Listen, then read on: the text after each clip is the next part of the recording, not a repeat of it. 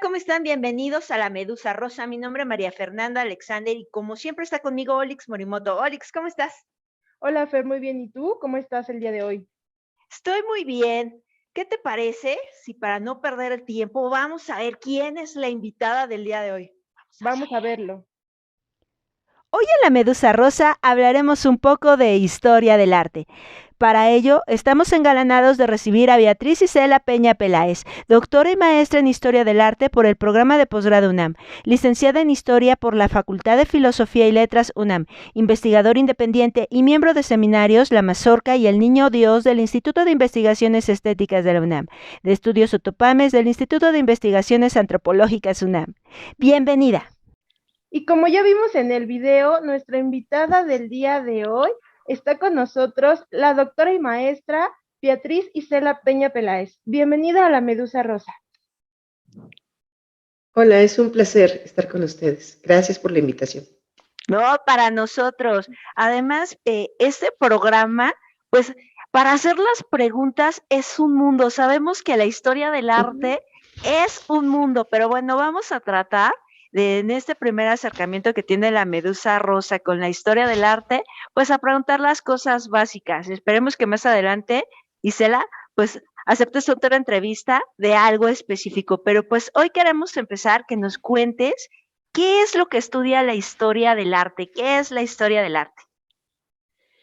Uy, esa es una pregunta que me daría como para varias entrevistas y con gusto cuando ustedes quieran, pero la historia del arte se refiere justamente a las manifestaciones artísticas que ha tenido el hombre desde su origen.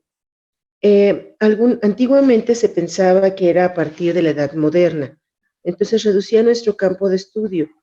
Finalmente, pues se ha ido ampliando y cada vez tenemos un acceso a mayor distancia. Por ejemplo, ha costado mucho trabajo poder incorporar al arte rupestre como arte. Mucha gente le sigue diciendo hoy todavía manifestaciones gráficos rupestres, y en realidad es arte. Entonces, desde que el hombre tuvo ocio para empezar a construir imágenes, no tallando nada más por tallar la roca, sino con un fin específico de generar una imagen, automáticamente está construyendo algo y a partir de ahí comienza la intención creadora y comienza el estudio de la historia del arte. Así es que nos remontamos desde el origen de la humanidad, como humanidad, con conciencia, con deseos de crear y dejar una huella, hasta la actualidad. Ahora, ¿es historia? Sí, porque está dejando una huella. Entonces, desde ahí estamos en el punto de la historia. ¿Y es arte? Sí, porque hay una intención también, muchas veces ligada a una cuestión simbólica, otras a factores sociales que quiere registrar, y en ocasiones más simplemente al registro del arte por el arte, de un deseo íntimo que no puede expresarse y que nada más está presente ahí. Isela, sabemos que actualmente existen, por ejemplo, disciplinas como el teatro, la danza. En lo que es la historia del arte, ¿estudia estas disciplinas también? Claro que sí. Claro, hay una vertiente muy importante sobre la pintura y particularmente la escultura, o sea, las artes plásticas, que se utilizaron durante mucho tiempo y que fueron el eje de la historia del arte. Pero en realidad la historia del arte, y más en el punto contemporáneo, analiza todas las manifestaciones, como les decía, incluso desde el arte rupestre, pero también en todas las características. Entonces, pues vamos desde la pintura, la música. Sí es cierto que existen líneas específicas como la música y la musicología que se aboca mucho al estudio particular, pero también la historia del arte le aborda. Entonces, desde una multidisciplinariedad y transdisciplinariedad, la historia del arte abarca todas las artes. ¿Y cómo nació entonces tu interés por estudiar historia del arte? Uy, esa es otra larga historia. Cuéntanos, Claro que sí. Desde muy niña ingresé al Instituto Nacional de Bellas Artes a estudiar música y ballet. Entonces, desde ahí estoy vinculada justamente con las artes. Y pues los caminos me llevaron siempre tomada de la música hasta diferentes lugares y yo opté por estudiar primero odontología, estomatología, medicina estomatológica y seguí quedando el gusanito de la historia y del arte. Tengo varios diplomados en caligrafía, en restauración de órganos tubulares, en la parte introductoria, etcétera, en un coloquio justamente sobre órganos tubulares en el 2001, platicando con un organero alemán, Henk von Ecken, me decía, ¿y tú qué estás haciendo en el campo de la estomatología? O sea, ¿te gusta esto? ¿Te gusta el arte? Deberías estar haciendo historia del arte para hacer la historia de los órganos. En el momento lo dudé, me acerqué a la UNAM y en ese momento me pedían 2 años para estudiar historia. Y dije, si voy a estudiar 2 años historia, mejor estudio historia. Entré a historia, pensé que me distanciaba de la historia del arte sin dejar la música. Y pues bueno, la historia del arte siempre me atrapó. En la maestría regresé a historia del arte. He coqueteado mucho con la parte de la comunicación, la semiótica, la hermenéutica, y ellos me regresan a la historia del arte, así es que todo me regresa al arte. Y bueno, el arte visto como historia, el arte visto como concepto, el arte visto como imagen, imagen sonora, visual, auditiva, olfativa, de gusto, porque hasta la cocina tiene parte de arte, entonces por todas partes estoy rodeada de ello, entonces creo que ha sido mi compañero el arte desde siempre, el gusto por el arte, y pues creo que ese es el motivo, ¿no? No puedo, ya decidí que aunque yo quiera, voy a regresar, así es que mejor me quedo aquí. Y en esta frase que nos dices que pues estás conectada al arte, pues la humanidad, ¿qué es lo que tú crees que desde que el ser humano se concibe como ser humano, tiene esa necesidad de fabricar arte, de expresar a los otros y a sí mismo sus sentimientos o su vida, muchas cosas, pero por medio del arte? ¿Por qué? ¿Qué es lo que tú concibes de por qué pasa esto?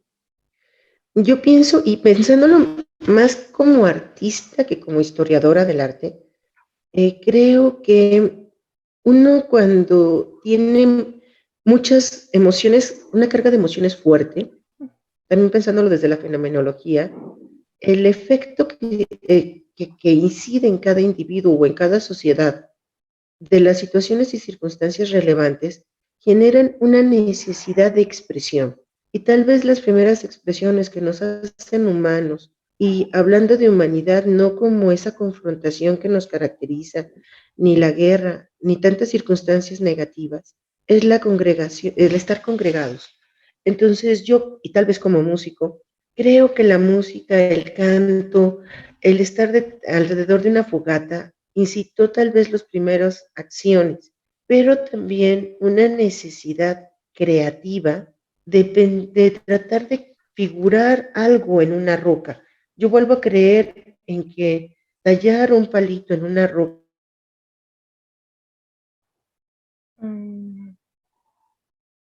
lo que dieron cuenta que podían dejar algo de ellos ahí. Es una necesidad de trascendencia que tal vez nos define como raza y tal vez explica por qué evolucionó la humanidad y fue generando un cerebro cada vez más, tal vez más activo, aunque no lo utilicemos por completo, pensándolo también desde el punto de vista anatómico-fisiológico, y sea esto lo que nos haya llevado justamente a empezar a construir manifestaciones estéticas, artísticas, estéticas. Y claro, quien ha definido qué es lo artístico, qué es lo estético, que le hemos puesto mil nombres y que a veces cuestionamos si es arte lo anterior, somos las sociedades contemporáneas. Estaba la manifestación y el deseo, pero había un deseo de creación, tal vez sí, tal vez no. Viene una cuestión complicada porque, sobre todo cuando empieza a racionalizarse el arte, hablamos de un imitatio, un electio o selectio, un inventio y un creatio. Pero de origen, tal vez pudieron pensar en la creación, o la creación acaso fue siempre algo considerado o legado a lo divino, pero estaban considerando la posibilidad de recrear algo que estaba enfrente. Pero ahí viene otro cuestionamiento. Dentro del arte rupestre tenemos una vertiente abstracta. Entonces, ¿por qué dejar trazos, líneas quebradas, líneas rectas, en diferentes colores? Porque era un deseo de modificar el paisaje, un deseo de transformar lo que tenían alrededor. Entonces, para mí sí existe un acto creador que va acompañado y que, pues, la verdad nos hace sentir geniales, ¿no? Cuando creamos algo, aunque sea un trazo que a nadie le guste, pero si nos gusta a nosotros, nos llena de felicidad. Entonces, yo digo que esa necesidad de dejar una huella tiene mucho que ver con esto. Bueno, Isela, sabemos que en la historia de la Sí, humanidad, perdónenme, creo que se pasmó, ¿no? ¿Verdad? ¿Estamos bien? Sí. no, Ok. Isela, no sabemos que la historia de la humanidad es tan larga que para su estudio la dividimos en periodos. ¿Pasa así en la historia del arte o son los mismos periodos como se divide su estudio? bueno, sí, hay una periodización.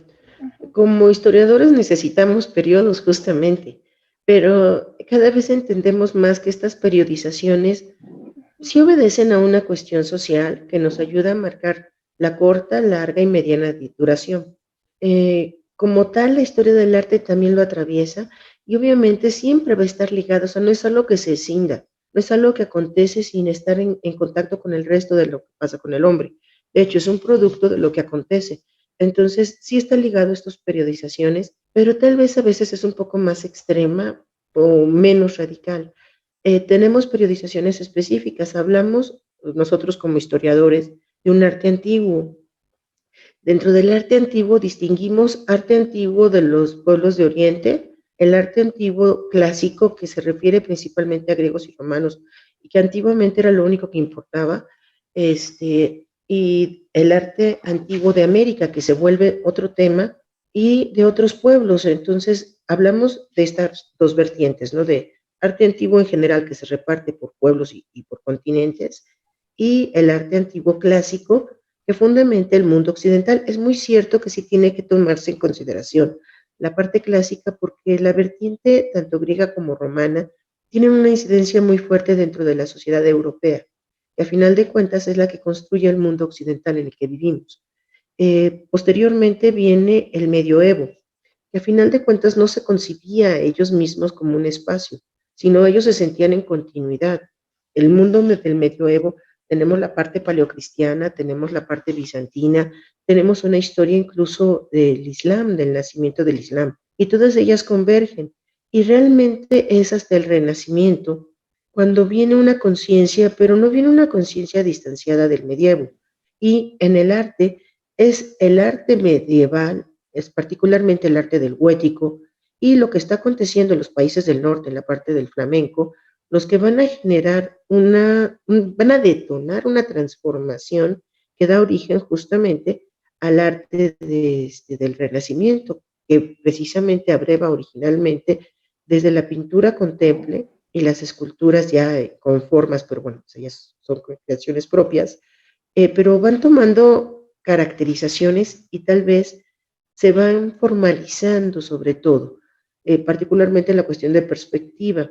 Y esa es de la llegada del humanismo cuando se hace una reflexión y se divide la Edad Media, tanto para el estudio histórico como para el estudio del arte.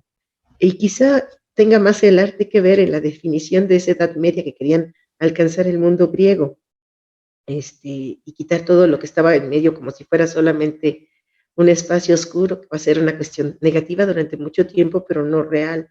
Es una ficción creada. Y en la continuidad tenemos el mundo moderno, pero dentro del mundo moderno en el arte vamos a reconocer diferentes corrientes. Si comenzamos con el Renacimiento se parte y tenemos la parte del norte con los flamencos, tenemos el manierismo y surge paralelo a ellos el barroco, entonces empiezan a generarse una serie de corrientes que se alternan y que más o menos va desapareciendo una y va fortaleciéndose la otra, mientras surge el enciclopedismo en la historia y en paralelo alcanza el neoclásico, un retorno a los clásicos y después viene la construcción de un siglo XIX convulso que nos lleva a un largo siglo XX o corto siglo XX, como lo queramos ver, que comienza realmente con estas guerras y con la preguerra, que ya habla de un imperialismo, por eso yo hablo más bien de un largo siglo XX, con ese imperialismo que comienza a finales del XIX y que detona una segunda revolución industrial y que transforma el arte y genera justamente un arte ligado a esta segunda revolución. Sí, con los navis, con la parte del Art Nouveau, Art Deco, y después con todas las vanguardias, bueno, también la parte del postimpresionismo y todo ello, y las vanguardias que van a acompañar la guerra. Y posterior a la guerra viene una transformación de la sociedad que en el arte se explica y se liga directamente con el arte contemporáneo, con diferentes vertientes también, pero que están ligadas al desarrollo de la sociedad. Inclusive los estudios tanto de la historia del arte como de ahora los que llamamos estudios de la imagen están ligados a la historia. Hablamos de la Bildwissenschaft desde una línea para analizar esta multiplicidad de imágenes que vienen en las pantallas, las metapantallas, en toda esta información que queremos, abrimos cualquier cosa y nos aparecen 50 imágenes. Y por el otro lado está Mitchell, ¿no? Que también les va a dar otro estudio y otro cauce.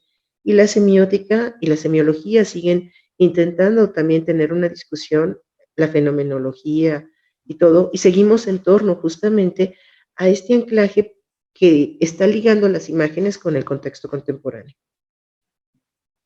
Isela, quisiera que nos dieras tu opinión de qué es lo que pasa, porque una parte de la población o gran parte de la población queda como exento de estos temas, como si fuera solamente para una élite, aquella élite de intelectuales que tienen un conocimiento para comprender lo que esa pintura de Picasso nos quiere decir, o que el arte rupestre, y que la población en general y no tenga acceso no a ver el arte per se, sino a esa comprensión de lo que está viendo. ¿En dónde está fracturado, crees tú, esa situación? Bueno, es una fractura antigua, tal vez también del mismo momento del humanismo.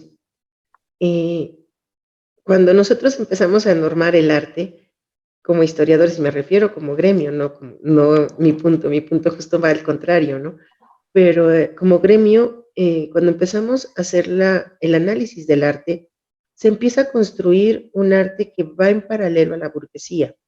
La burguesía como principal consumidor primero era la nobleza, los mecenas y los reyes y quienes, primero el arte va anclado, perdón, vamos nuevamente, es la historia, ¿no?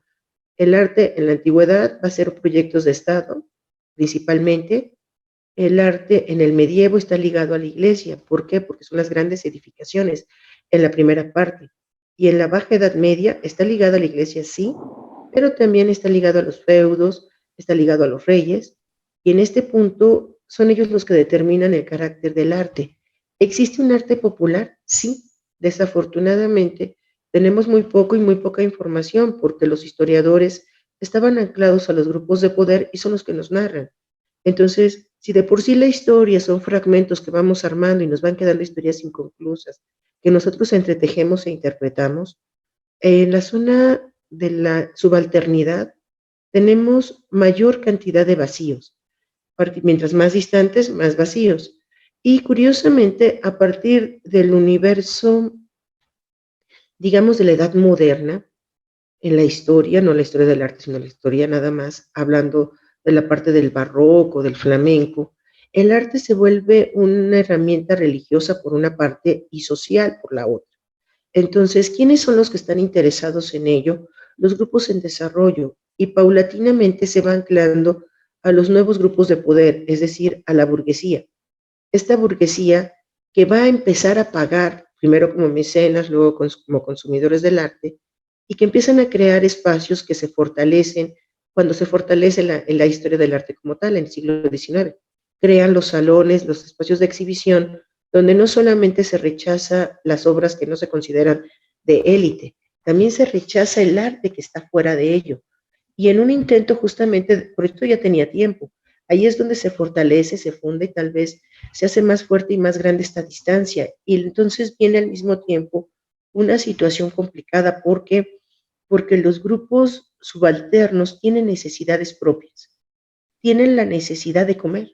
En algún momento, y ya no me voy al pasado, me voy a lo contemporáneo, en la conservación de capillas familiares, que es lo que yo trabajo más, la parte otomí, hay una persona que estimo mucho actualmente, en su momento me decía, ¿cómo quiere que me ocupe de cuidar capillas si no tengo ni para comer y no tenemos drenaje? Y me hizo la lista de todos los pendientes. Entonces, el arte queda como si fuera una no necesidad, porque los programas educativos lo han hecho ver justo con la academia como si fuera algo que sobra, algo para el ocio, algo que no complementa. Curiosamente, yo vengo de la línea contraria. En mi formación en Bellas Artes, justamente lo que planteaba el maestro Cataño en su programa es que las personas, independientemente de su grupo social o extracción social, que procedan en una formación integral donde consideren al arte, puede tener mayores oportunidades de desarrollo. Y creo que de todos mis compañeros de la Escuela de Iniciación Artística 3 de Bellas Artes, somos ejemplo de ello. Casi todos tenemos una carrera o más de eso. En la gran mayoría somos músicos, bailarines, cantantes o varias de esas cuestiones en un proyecto que pretendía desde niños de 4 años sin importar, o sea, no pagaba uno mucho, o sea, no era una escuela de élite, que ese es otro asunto. Las escuelas normalmente se piensa que por ser de arte van a ser caras y la gran mayoría lo son. Y aprovechan que es arte y lo venden como si fuera más que todo lo demás. Entonces se crea una falsedad de que la gente que se dedica a la historia del arte solo va, es la gente snob. Y si hay gente snob, y está bien, y también debe de haber gente de todo tipo, y la hay. Solo es cuestión de abrir las oportunidades y de permitir que no haya limitaciones. Y también viene esa otra parte, ¿no? Las familias orientan las licenciaturas y orientan los intereses.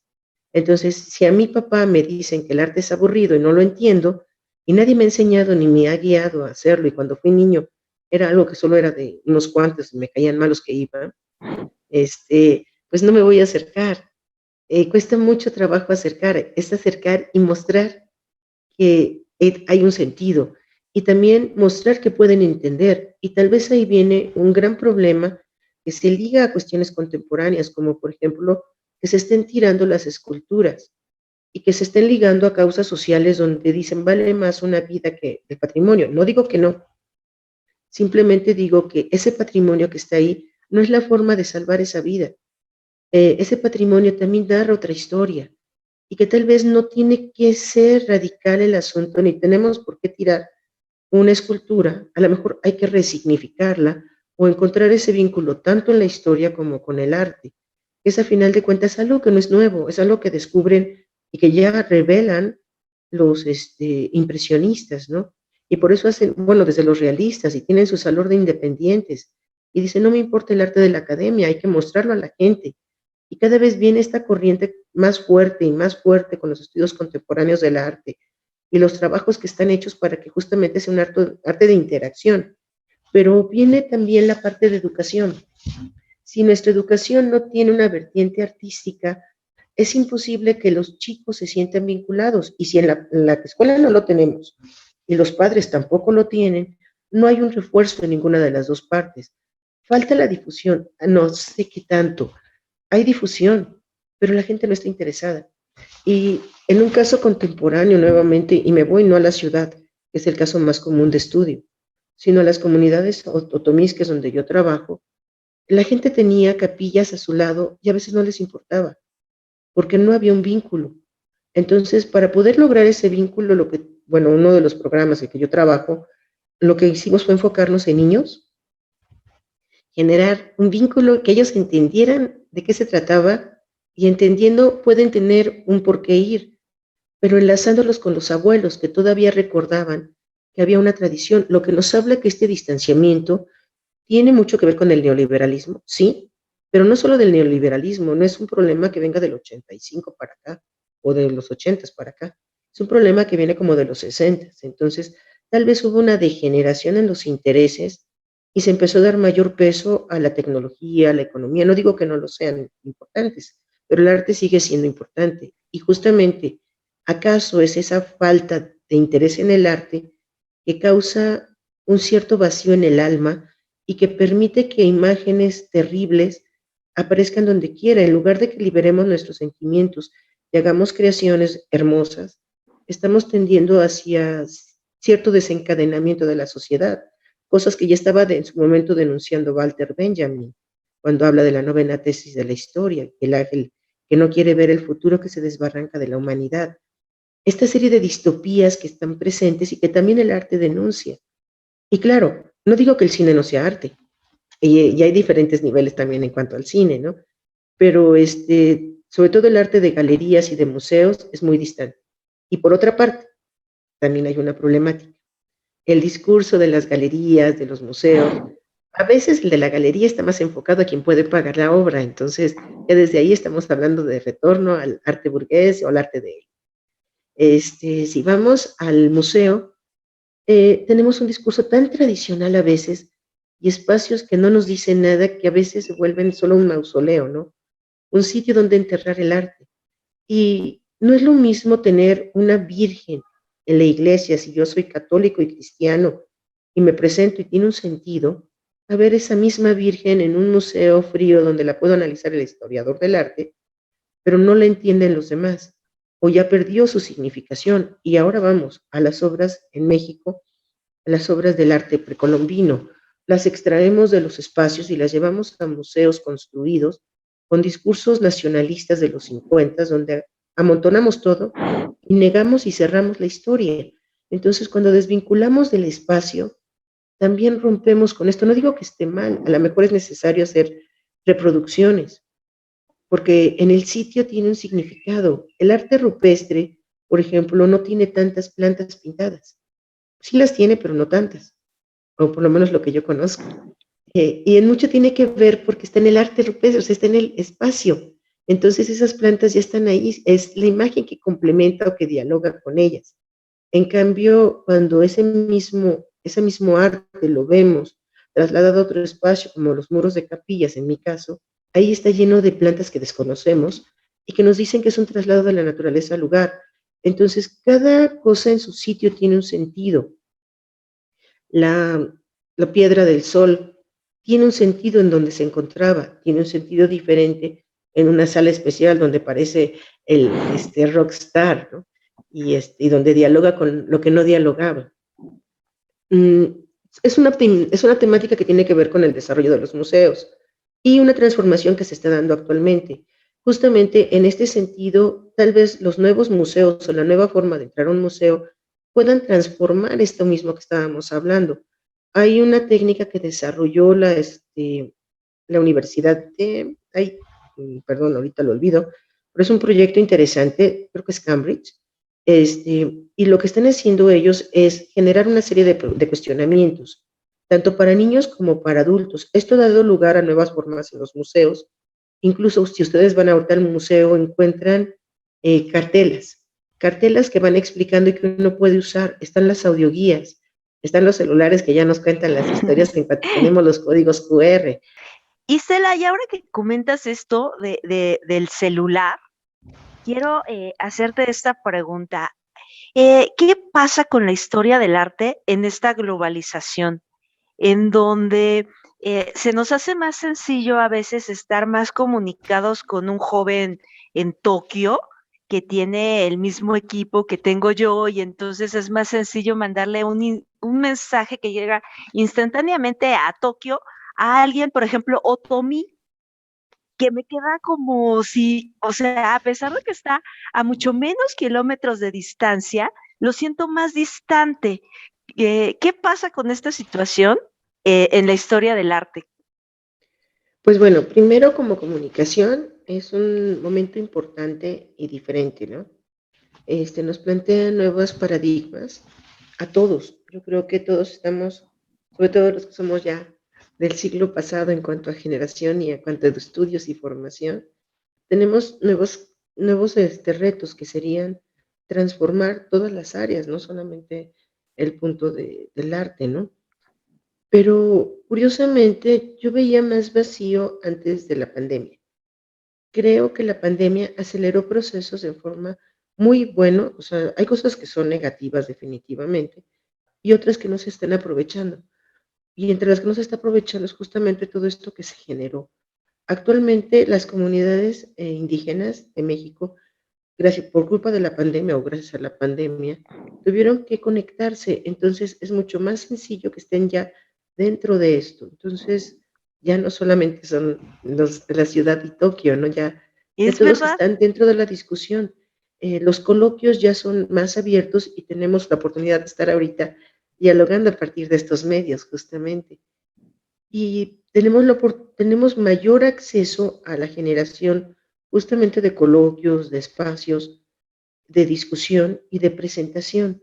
¿Qué es lo único que se distancia un poquito? Los museos, las obras de arte, pero al mismo tiempo hay obras que ya están en línea. Este es un proceso que no es nuevo. Por ejemplo, Friedberg ya tenía un rato, y bueno, y otros muchos, hablando de los mexicanos, trabajando justamente en red, o sea, un NetArt. No un NetArt hecho por computadora, porque eso para mí no es arte. No se trata de poner un programa y que una máquina decida que se ve bonito. Falta el sentimiento, en mi punto de vista. Y en este punto, justamente, Pedro Friedberg es lo que estaba generando, ¿no? Obras de arte a partir de la red, o sea, las oportunidades que se tienen, que lo cual también ha usado desde el diseño y que a final de cuentas se liga desde la parte del constructivismo por un lado y del neoplasticismo por el otro, pero que en realidad se ha fortalecido en esta época y es como nuestra tercera revolución industrial, ¿no? Estamos en una revolución tecnológica avasallante en que el arte se ve en la reproductividad técnica, que es lo que comentaba hace ratito. Algunos plantean que el estudio del arte se ha transformado en el estudio de la imagen. En realidad solo le cambiamos el nombre y sigue siendo el mismo estudio. No, no el arte, es que cuando decimos historia del arte asumimos que lo que se estudia es historia. Y para muchos desde ahí ya dicen, ay, qué flojera. No, sí es mucho leer, es mucho, pero es muy divertido, ¿no? O sea, hay historias que son, les digo que son los chismes del pasado, entonces hay quienes les gustan los chismes del presente y hay quienes nos gustan los del presente, del pasado y pues todos los que se puedan encontrar. Y justamente en este sentido, es muy fácil difundir y hacer un acercamiento a la obra y mostrar que aunque es interesante verla a través de pantallas, siempre es maravilloso el poder conocerla en corto. En cuanto a los estudios de historia del arte, yo he visto muchísimo potencial, particularmente, por ejemplo, yo ahorita estoy dando clases de arte en diplomados a distancia. Entonces, escuelas que ya estaban explorando esto se han fortalecido y otras que no estaban preparadas generaron este espacio. Y en uno de los, trabajo para Áurica, por ejemplo, Áurica da cursos y tiene, convivimos personas, tanto profesores como alumnos, de toda América.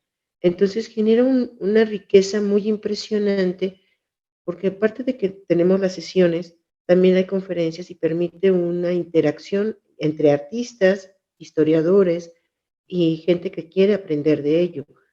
Entonces, son nuevos paradigmas, mayor comunicación, mayor vínculo y un gran riesgo, como en todo.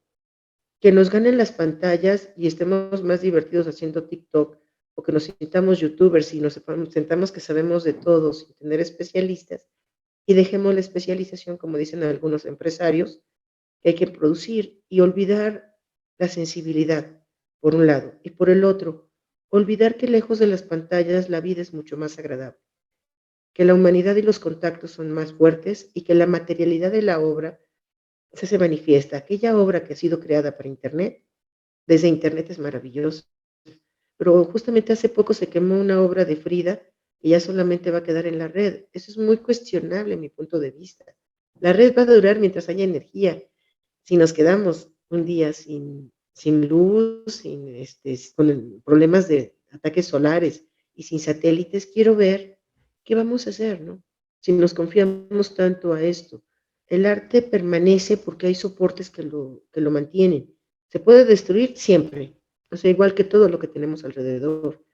Y las fotografías, los acervos nos ayudan, claro, pero también se pueden destruir y queda en la memoria. Pero si dejamos la memoria encerrada en cápsulas y encerrada en pantallas, llega un punto en el que no aprovechamos.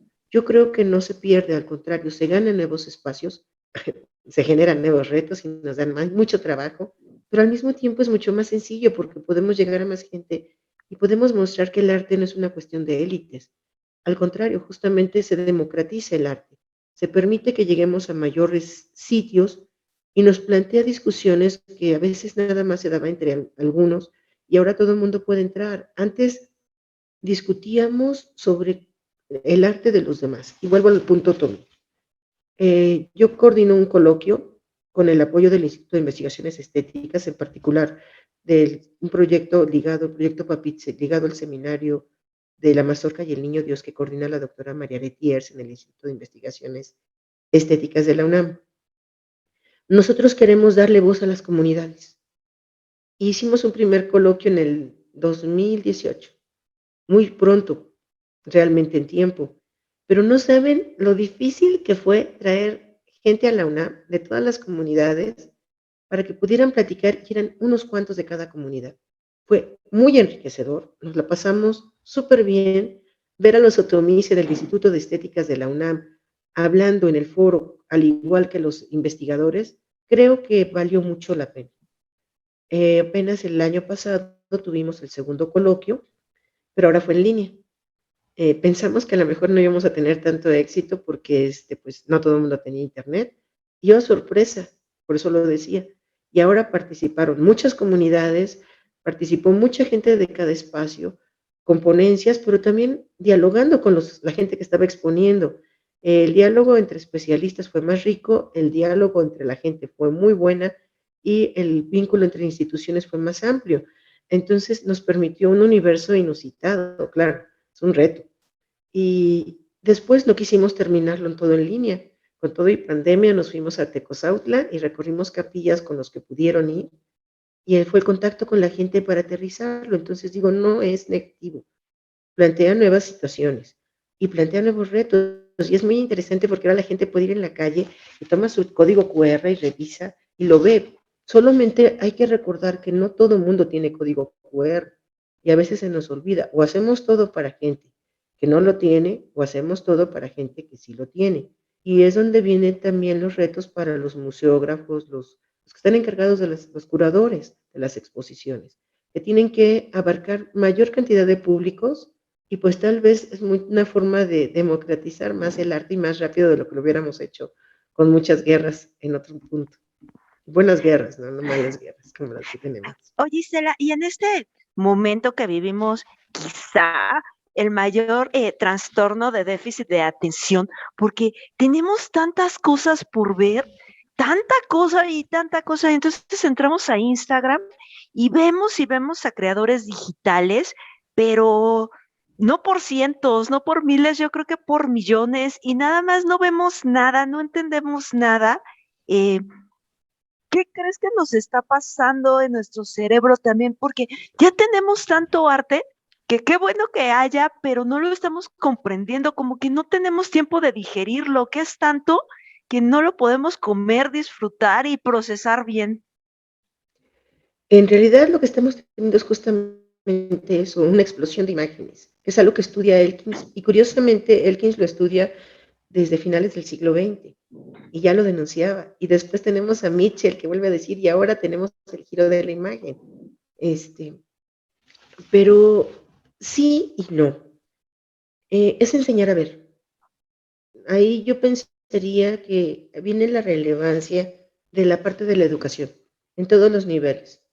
Eh, Cuando daba clases en licenciatura en comunicación, yo les decía, y si no, no voy a reconocer a mis alumnos en el futuro, pero si lo que más me molestaba era que no supieran acercarse a una obra.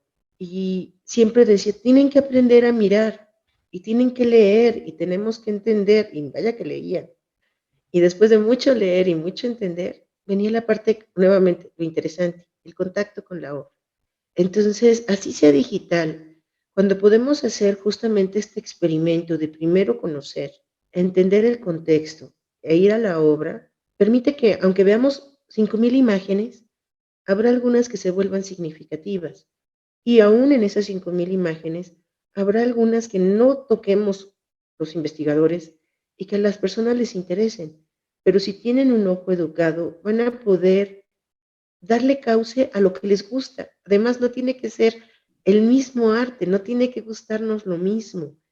Bueno, en mi caso, yo soy un caso muy complicado porque me gusta todo el arte, ¿no? A lo mejor por mi formación, creo que lo que menos me gusta son partes del contemporáneo. Y no digo todo, pero tengo una pasión casi por todo el arte, no todo, pero casi. Y en este punto, son muchas las imágenes que veo y cuando me dicen cuál es tu obra favorita, oh, por Dios, eso sí es complicado. Y tal vez los jóvenes tendrán más complicación porque tendrán que elegir entre más imágenes y más pensando en todo lo que se está agregando cotidianamente. Eh, pero aún dentro de ellos, si logramos incorporar el arte o la sensibilidad, no necesariamente primero en los jóvenes, en los programas, en las personas que hacen programas educativos de nivel básico como de nivel universitario, los cuales muchas veces están tan distantes de eso que no se dan cuenta de la paz que le da al alma. Una de mis maestras favoritas, que ya no está con nosotros, Tita Gerlero, decía, los que estudiamos historia del arte nos morimos muy viejos. Ella murió de más de 80 años. Y Tita me decía, es que fuera de aquí todo es terrible y aquí todo es hermoso. Afuera todo el mundo tiene miedo y adentro todo el mundo tiene paz. Y yo se lo decía a ella, es que tú no sabes, el día que me dijo eso, tú no sabes lo mucho que me llenas y además lo mucho que me conoces sin conocerme, porque apenas me estaba conociendo. Yo venía de otro campo y dentro del otro campo me interesaban muchas cosas y entre ellas estudié criminalística y antropología física. Tuve maestros muy interesantes, pero el mundo que se vive es un mundo gris, un mundo donde encontramos cuerpos y donde se tienen que buscar la familia de esos cuerpos para darle cauce, para que puedan cerrar procesos muy complicados. Y aún así es difícil cerrar en el vacío o en la ausencia o en la mínima presencia. Y uno como especialista de esos campos empieza a absorber la tristeza y el miedo. Vive uno entre tantas cosas feas que si yo no sentía ser parte de ello y lo poco contacto realmente no ejercí en ese campo, el poco contacto que tuve me hacía sentir triste y con dolor del corazón y me estaba volviendo dura. En el momento que entré a historia del arte, bueno, primero a los órganos y luego a historia del arte, cambia todo. Y en la historia del arte la vida es bella. En historia hay que defender mi punto, mi interpretación, mis fuentes y pelearme con todos. Y en eso soy buena para pelearme con todos y argumentar. Pero lo mejor de todo es cuando el arte por sí solo se defiende. El arte no necesita pleitos, necesita paz. Nos ayuda a dialogar porque además, aunque el artista tenga un sentido y uno interprete otro sentido, y venga un tercero y vea un cuarto y quinto y sexto y séptimo sentido, todo se vale. Si la obra lo transmite, se vale. Entonces, el arte ofrece un espacio de diálogo, de concordancia, de paz y de felicidad. No es lo mismo ver un muro blanco, un muro gris, a ver una imagen que nos guste. No digo, no tiene que ser la misma. A mí puede haber una imagen que no me gusta y a otro le encanta. Y, por ejemplo, para mí, las imágenes religiosas, yo soy practicante, las imágenes religiosas tendrán un sentido cristiano católico, pero habrá para quien le parezcan maravillosas y solo las quiera tener por el gusto de disfrutarlas. Y la versión que cada quien tenga de cómo mirar genera ese diálogo y nos permite la diferencia y nos permite la otredad y nos permite la supervivencia y nos permite el diálogo y nos permite una sociedad justa, no una utopía de sociedad que diga que todos creemos lo mismo y que vamos a actuar bien, porque la utopía siempre va a derivar en distopía. Y tal vez lo que está pasando es eso.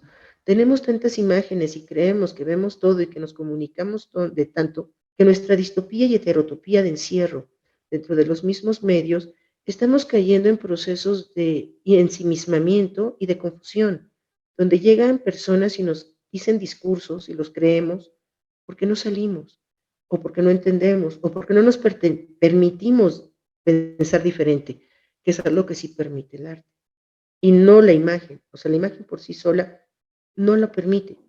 Generalmente a veces la imagen se asocia a significados específicos, pero cuando aún en esos significados específicos podemos jugar y cambiar y transformar o crear dobles significados, podemos ampliar ese campo y podemos construir espacios de diálogo. Isela, ¿y en México podemos estudiar lo que es la licenciatura de Historia del Arte o es considerada una licenciatura como tal? ¿Y en dónde podemos acercarnos a toda la gente que esté interesada en estudiar esta licenciatura o en esta preparación? Bueno, hay varias escuelas, en realidad ahorita cada vez hay más y hay menos. Después de la pandemia no les puedo decir qué escuelas siguen activas, ¿no? Pero sí, hay muchas escuelas privadas y la UNAM en particular la ofrece como su carrera número 100, creo fue. Claro, está en el campus Morelia, pero está hermosísimo el campus Morelia, de verdad. Quien ha tenido la oportunidad de estar ahí es un espacio maravilloso y es un espacio de diálogo y es gratuita, obviamente, totalmente libre. La Universidad Autónoma de la Ciudad de México ofrece la carrera de Arte y Patrimonio Cultural, que es, a final de cuentas, trata de desvincularse de la palabra historia, pero justamente tanto pueden entrar artistas para crear, como pueden entrar personas interesadas en el arte como tal, o sea, la historia del arte. Este, también se puede estudiar, si no me equivoco, en Casalam, bueno, estaba el Centro SEBI, no sé si esté funcionando actualmente todavía en cuanto a licenciatura en Historia del Arte. Está la Ibero, definitivamente. Hay una vertiente de arte dentro de la carrera, bueno, de historia, eso como un apartado nada más en historia del arte, de historia en la Facultad de Filosofía y Letras, tanto en el sistema escolarizado como en el abierto, pero es más historia, solamente son especializaciones, igual que en la UAMI, en la parte de historia también. Y pues bueno, hay muchas más escuelas. Me quedaría corta en decirlas, pero sí, o sea, hay muchas formas y hay unas que son obviamente para pagar mucho dinero y hay unas que no tantas. Eh, Hay más, obviamente, definitivo de contabilidad, inclusive de psicología, que de historia del arte, como tampoco hay muchas de historia, pero sí hay muchas escuelas donde pueden estudiar. Y maestría y doctorado. Sí. Isela, y hace ratito platicabas que estás ahorita enfocada en la parte de las capillas. ¿Sí? ¿Qué haces exactamente en esa parte de las capillas? ¿Y en dónde te estás ahorita, digamos que especializando tu trabajo? Bueno, en ese punto yo me encuentro en un espacio liminal. O sea, es un espacio que casi nadie toca, que nadie conoce. Yo soy especialista en arte. Bueno, tuve que estudiar maestría en arte virreinal, doctorado en arte indígena, pero mi punto es que trabajo unas capillas que son hechas por otomís, para otomís, no por frailes. Copiaron las capillas que aprendieron a hacer con los frailes y las hicieron ellos. Entonces, ellos construyeron unas capillas a partir del siglo XVI hasta el siglo XIX y todavía por ahí siguen construyendo unas espantosas ya muy modernas y otras que siguen en la tradición, unas con pintura mural, unas sin pintura mural, incluso tu tesis, Oli, que habla justamente del Macata, que tiene un cuarto, ese cuarto es una capilla, a final de cuentas, porque tiene la función y son centros que congregan a las comunidades y que siguen siendo de ellos, no de la iglesia. Entonces, es un arte que viene desde el periodo de contacto hasta lo contemporáneo, que está ligado a la parte de la tradición. Entonces, en lo que me he especializado por interés principalmente de conservación, que ahí surgió todo, es en ello, pero no es lo único que trabajo. Con ellos trabajo entender, recuperar la historia. O sea, la parte de historia del arte no solamente es entender la imagen. Para entender la imagen me implica conocer a quién pertenece, a quién perteneció, entonces viene toda esta parte histórica de documentación. Hago paleografía, a veces para recuperar documentos, o textos, incluso en las capillas, están esgrafiados los textos o están pintados en español antiguo, entonces uno tiene que hacer una traducción, o en otomí, y es donde me pongo a llorar y busco al maestro Abel, mi maestro de otomí, bueno, de ñañú, y quien él es el que puede a veces asesorarme o ayudarme. Este, Tenemos también, se hacen recopilación de imágenes y a partir de las imágenes empiezo a recorrer pueblos, porque curiosamente mucho de lo que está pintado todavía se conserva en la memoria o en fiestas, en comunidades que ya ni se conocen, pero que debieron estar ligadas. Por ejemplo, encontré una pintura que conozco desde que empecé con esto en el año 2000, cuando tuve el primer contacto con las capillas, donde estaba un angelito oscuro bajando un cáliz a un Cristo, en lo que parecía era ¿cómo se llama? En el día de la oración en el huerto, se me fue ahorita el nombre, cuando él suda sangre. Y en ese punto, me parecía muy extraño el angelito. Y tiempo después, en el trabajo de mis compañeros, me di cuenta que en Tepetitlán, esto es en San Miguel Ixtla, Guanajuato, en la capilla de las Cuatro Esquinas, y en Tepetitlán, Hidalgo, siguen haciendo una celebración y ahora ya no solo es Tepetitlán, ya hay varias comunidades que descubrimos o que se han ido acercando para decirnos aquí también, bajan un angelito, bajan un niño pequeño de 1, máximo 1 año, vestido de angelito, que es el que lleva el cáliz al Cristo que está en el centro. Entonces, se puede ligar por toda la celebración que está pintada, toda, yo siempre desde el principio dije, es un storyboard, o sea, intentando interpretar lo que estaba ahí. Me decían, es un Eshe Homo, yo decía, no, no es un Eshe Homo, es la fiesta, es la gente. Y curiosamente, al momento de encontrar la gente de Tepetitlán, es una probatoria absoluta, y vimos en otro sitio siguen haciendo el enrejado. Entonces, el poder visitar comunidades me permite darme cuenta que sigue habiendo rituales continuos. Nos permite establecer las ligas entre las comunidades y me permite dar significación a esos espacios. Ahora, no se trata de que yo me quede con lo que yo encuentro, no son mías las capillas. Las capillas son de la gente que las posee y que las tiene. Entonces, todo lo que yo escribo, recopilo, investigo, igual que todos mis compañeros en el seminario, lo regresamos, lo llevamos a las comunidades y les llevamos los libros y todo lo que vamos descubriendo es maravilloso. Yo también trabajo órganos tubulares, como les decía hace rato, en ese punto regresa la historia del arte. Y en órganos tubulares, bueno, también en las capillas me encuentro pinturas de órgano. Entonces, de ahí me puedo preguntar si hubo órganos en el lugar y si ya no los hay, ¿por qué no los hay? Entonces, ese es otro campo. Dentro de lo mismo se hace catalogación, porque, por ejemplo, si alguien pierde dentro de su patrimonio religioso, le roban algo, si no tiene cómo documentar que lo tenía, no puede pedir que se lo devuelvan o que le den un seguro de arte robado. Sí existe ese seguro de arte robado y más aún es complicado hacerlo valer cuando ese patrimonio es patrimonio comunitario y no de la iglesia. Y entonces para eso sirven los catálogos y los historiadores del arte nos ocupamos justamente de catalogar las obras, de generar el registro para que las comunidades lo puedan tener y en su caso puedan pedirlo. También en generar museografías o curadurías. Por ejemplo, puede ser un museo comunitario o una galería o lo que sea. Nosotros nos encargamos de darle cauce a todas las obras que estén en un lugar para que puedan ser vistas. No necesariamente que todo lo que se tenga se exhiba, sino que se exhiba lo representativo, justamente para no llenarnos de imágenes, y que podamos construir un discurso a partir de esas imágenes que ayude a acercar hacia el saber comunitario o al saber de una sala general o de un espacio completo. Bueno, son parte de las cosas que se van haciendo. Y por ejemplo, en mi campo también hacemos recuperación de la memoria, porque para esto necesitamos la memoria. Entonces, cuando uno llega con la gente, a veces uno se da cuenta que no le quieren contar las cosas, y en otras nos damos cuenta que no se acuerdan. Y tanto en uno como en otro caso, cuando estamos regresando a las comunidades, la gente nos apoya después y recupera esa memoria y hasta nos muestra documentos que antes no nos había mostrado. Y los que no se acordaban empiezan a recordar. Eso es muy interesante. Viene un proceso de memoria y empiezan a recordar. Y cuando uno recuerda, y eso es muy interesante cuando pasa en comunidad, uno se acuerda y entonces la otra persona que está enfrente dice, ¡ay, sí es cierto! Y también pasaba esto.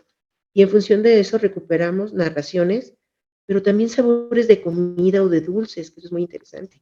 O de tortillas o de sellados y cosas que van, Déjalo algo que parece interesante, banal. muy rico. Ah, claro. Muy Ese es un rico. problema, uno no puede dejar de comer bien en comunidades. Pero bueno, es un proceso también que enriquece a esas comunidades, ¿no? Porque les da motivo de lo que son y lo que representa todos los elementos que tienen. Y en el momento en que uno se interesa por ellos se interesan 2 veces. Entonces, es también muy, muy productivo. ¿Qué otra cosa? Bueno, pues es que son muchísimos campos. Por ejemplo, ahorita estoy trabajando en recuperar la partitura de algunas canciones. Se está perdiendo los pífanos justamente por mil y un razones, entre ellas, Concilio Vaticano II elimina los órganos como instrumento primordial en la iglesia, incorpora otros instrumentos. Y más allá de afectar a los órganos, que también me importa ese punto, también viene la parte de afectación hacia este, el punto de las comunidades que siguen teniendo sus músicos tradicionales, a veces son pifaneros con flauta de carrizo y tambor, Entonces se está perdiendo esa música. Entonces lo que estamos haciendo es, otros se encargan de grabarla en este momento y nosotros de transcribirla a partitura para que después los niños la puedan conocer. Y ahí viene otra vertiente. También la historia se tiene que conocer, no solo por los adultos. Hay que escribir historia para niños y hay que escribir proyectos para que sean complementarios de la educación en las escuelas. También hago eso y los llevamos a las comunidades, les enseñamos a los maestros y les rogamos por todos los medios que lo apliquen, porque es la única forma en que podemos realmente atender el patrimonio desde todos los puntos. No, Isela, nos tienes de verdad maravilladas con todo lo que nos estás diciendo. De verdad que no quisiéramos que se acabara esta entrevista, pero bueno, por tiempo tenemos que concluir, pero de verdad, qué maravilla es tener a un invitado tan enriquecedor. De verdad, muchísimas gracias, Beatriz Isela Peña Peláez, por acompañarnos en esta entrevista en La Medusa Rosa. Muchísimas gracias.